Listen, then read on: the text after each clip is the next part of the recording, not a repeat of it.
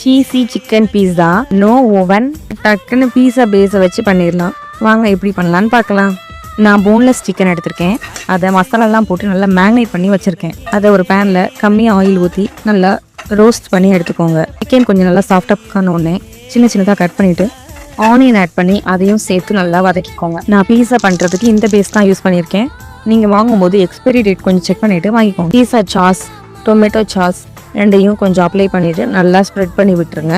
அது எல்லா இடத்துலையும் படுற மாதிரி நல்லா ஸ்ப்ரெட் பண்ணி விட்டுருங்க. அப்புறம் நம்ம ப்ரிப்பேர் பண்ணி வச்சுருந்த சிக்கனும் இதில் ஆட் பண்ணிக்கோங்க. அதையும் எந்த அளவுக்கு உங்களுக்கு தேவையோ அந்த அளவுக்கு நீங்கள் அதை ஃபில் பண்ணி வச்சுக்கோங்க. நெக்ஸ்ட் இதில் சீஸ் ஆட் பண்ணியிருக்கேன். நான் இன்றைக்கி அமுல் சீஸ் தான் இதில் ஆட் பண்ணியிருக்கேன். அதுக்கப்புறம் ஆரைக்கா ஆட் பண்ணியிருக்கேன். ஸோ இதையும் நீங்கள் லாஸ்ட்டாக ஸ்ப்ரெட் பண்ணி வச்சுங்க. உங்களுக்கு சில்லி ஃப்ளெக்ஸ் வேணால் போட்டுக்கலாம்.